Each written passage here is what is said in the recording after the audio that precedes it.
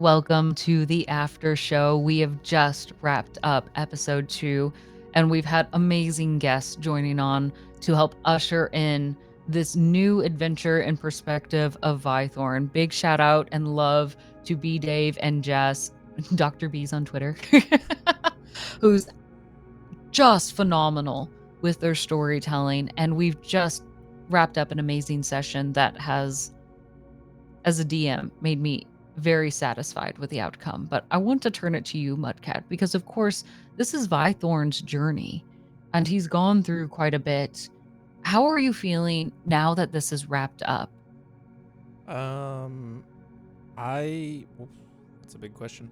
I feel like, well, there's a lot of things. Like, I was not expecting the lore drop about the Shadow King somehow being involved in the death of Vythorn's parents when he was under the impression that it was him that had done that. So that's a big, he already wanted to kill the Shadow King and kind of return the void to a certain state without him. But now it's more than just that. It's very personal, and it plays into the idea of, like, he already thought that fate was kind of guiding him, that these things had happened to him, but now he knows that, realistically, it's the Shadow King that set many of these things in motion, pulling the strings. So it's not just fate, it's, the Shadow King manipulating fate or influencing fate, maybe. So he definitely feels like it's a very personal thing now, versus before, when I feel like it was more of a, that's still selfish, but it was a different kind of selfish before, I think. Yeah. Sure. It is a little bit of a reveal, right? Where you think it's your fault, especially as a young child, to think that it's your inability to control your magic. And that is what created this first moment of isolation, right? That you are essentially untouchable because those that get close to you die. And that's been a premise for how you've approached a lot of things for Vythorn. He doesn't really have a lot of close individuals in his life. They all seem to die. Yeah. But this is kind of like the first reprieve, like that this one actually isn't his fault. Yeah, I think that that's not much of a reprieve, though, honestly, because Sure. because the damage is done. You know what I mean? Like, his life He is who maybe he is. could have been different, maybe, or he could have been different. His life could have been different, but yeah, it's the die is already cast, and he is kind of what he was alluding to at the end. Like, he's already been shaped into some sort of, monster from his perspective, and so he's going to do monstrous things. He does quite own that. In contrast, we have another young magic learner, Kuro, on this, who could have also been parentless by the end of this, right? And while you all didn't interact with him much, he was meant to be a small parallel. A young boy, budding magic at this point, and possibly very alone and scared, feeling helpless within the space and not feeling like they can do what they want to control what happens. Yeah, I think it was, I think given the circumstances, like, those parallels are there, but in terms of, like, where we were in the story, I think Vythorn was very worried about that time, that hourglass, and, also understanding that, he's smart enough to know that this is some sort of test, and it's not going to be straightforward to a degree, or, at least he thinks it's not going to be straightforward. And so, any obstacle or any event that's happening, is potentially part of this test. So does he want to go take a detour in this weird forest to go save this kid's mom? Is he thinking about it in terms of his personal, like, connection to that kind of story? I don't really think so. I think it's more of a, this could be, he's still just focused on himself at that point. I think Yeah. just like he can't even see himself because he's focused on himself, if that makes sense. So, but, and it turned out that, it kind of was part of the test. And that was actually the key thing here, right? While the other two were there to test your resolve, your commitment behind this, your ability to understand why you made decisions. Again, moving away from the titles that you wield, the test itself was to see how you work within the system, or better yet, how do you break the system? And I like that you tested it at the beginning. I was like, keep playing with it. Keep playing with it in this hourglass. And the fact that you finally broke it, that's the thing, right? If you want to be the god of fate, you don't work within the boundaries of others. Any god will make their own rules. And that's the mentality that you have to start to rise to. And it was nice that you were like, I need to. And it was as simple as dispel magic. But it's knowing the right way and continuing to push until you are able to break through the boundaries of someone else so that you can have your own. Yeah, I think that it was interesting because he's starting this test and it says, okay, you have 2 hours, and then there's this hurdle and this obstacle and then he's frantic for this time. So he hasn't, he's, even though he's intelligent and has learned, he kind of gets in his own way by just assuming he knows the answer and then barreling forward. But because he is smart, he did, as Biff continually is like, you have the time, he starts to pick up on that, and or maybe I started to pick up on that, like, hey, hold on a second, like, sure, these people are here to test me. Whatever they're doing is designed by this person, and so I need to, pay attention to, what they're saying and kind of what they're presenting. And so when he start talking about time, and really is like, when he takes even half a second to think, oh wait, maybe I don't have the whole situation figured out yet. What? Yeah. And then it does become easy. I think that's a really interesting challenge, right?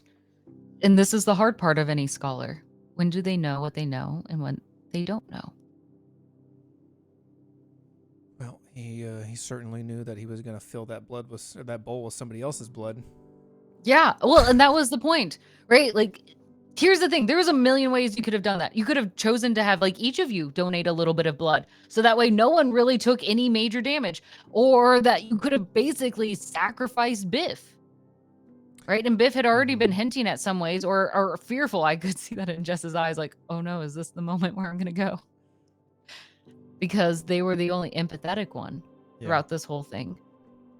And that Issei was the one who ultimately stood up and was willing to see how far you would go. Yeah. And was rolling it dice by dice, I think was very telling. And such a great move by these two that were there to challenge you. Oh yeah, I thought it was super interesting when he just took the stabbing, and because Vythorn, I think by that point, once he breaks the time, the hourglass, and hears their stories about how they went against their natures, then it becomes pretty clear to him that he needs to be who he is, and who he is somebody who's going to do whatever is necessary to get what he wants. Whether that's for good or for bad, he's going to go to whatever extreme he needs to. And so by the time he's stabbing Issei, like, in my brain, like, in my brain, like, the whole time from that point on, he is just almost dead-eyed, staring forward, like he stabs him and doesn't even, just kind of at peace with the fact that he doesn't have to pretend that it's a good thing or a bad thing, because it's not anything to him. He's just Mm-hmm. It's a puzzle. He's solving the puzzle. Which is interesting because you think of it just as the action, but the scene itself is meant to also showcase the consequences. You are literally walking through a graveyard, essentially, of massive giants, a world here that had been ripped out of time and space itself because of the damage. And of course, you saw some of the individuals who were now pulled into this isolated realm, but death of great beings. And to see what had happened. I mean, even to write it. So, Master Skrika, there's a reason why he lost his hands. That in writing the testaments, to even note the words themselves, unraveled his hands, Oh, that's and that cool. is why he has the metal claws. Yeah. See, that's one of those things that I was curious about, but Vythorn doesn't give a shit about. Yeah, Vythorn doesn't care.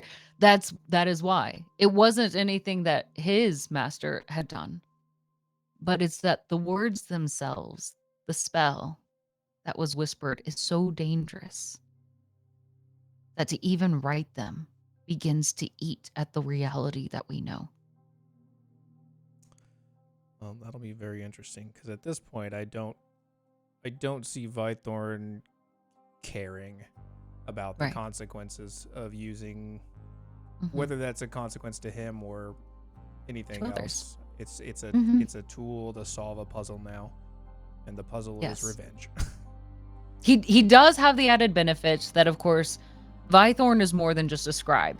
Yeah, sure. He's actually versed in magic, thousands of years old, right? Yeah. He has an inkling of how dangerous this could potentially be and has a capacity for magic.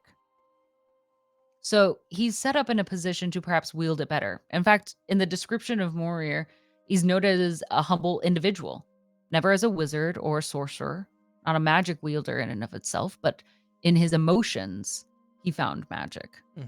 So even above Morir, you might have an advantage in wielding this. Maybe. We'll see. The dice will tell. Yeah. Dice were not on my side tonight. No, they were not. They were also not on the side of any of my gnolls. Yeah, those gnolls got eviscerated. Yeah, I was like, they did 0 damage. This was supposed to be a big battle, and then it was like murdered. I'm like, okay, cool. B-Dave came out swinging. Yeah. Killed their leader in one shot. Yes, like gone. And I loved it. Yeah, that was good. And Biff was there just throwing insults right and left and stabbing with their glaive. Like, it was incredibly effective.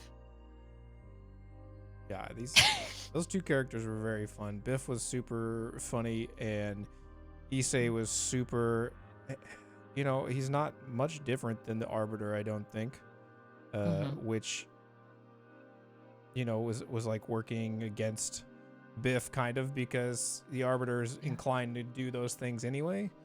But at the same time, he's still considering, like, is that a trap? Is he tempting me to do what I'm not supposed to do? And like, they were very good, like, two sides of a coin type of characters, and very annoying to the Arbiter. But that's the perfect pitch of it, right? Yeah. That the Arbiter needs to be annoyed. Ultimately, for most people, that's the only way they get to interact with the Arbiter, is that he's always annoyed with anyone around him. And it will be part of his development as he continues to learn about himself, how he connects with others, and more than just perhaps an irritated, or if that's the only channel that he will now accept people to interact with him. He's creating rhythms, pathways of how he wants to build connection. Yeah, and it'll be interesting, if when he gets to deal with the Shadow King and what the consequences of that are, and then how his new acceptance of kind of his own chaotic nature will impact things, with the Grandmaster and the Void, and if he's even able to defeat the Shadow King. I think that's fair. The hard part of a lot of this is that And what we see, essentially, of what the God of Fate is waiting for are the results. When you look back at the end of all of your choices and you decide, were they worth it? That's ultimately the real story. Good luck. We'll see. We'll see. We'll see indeed. Ready for episode 3.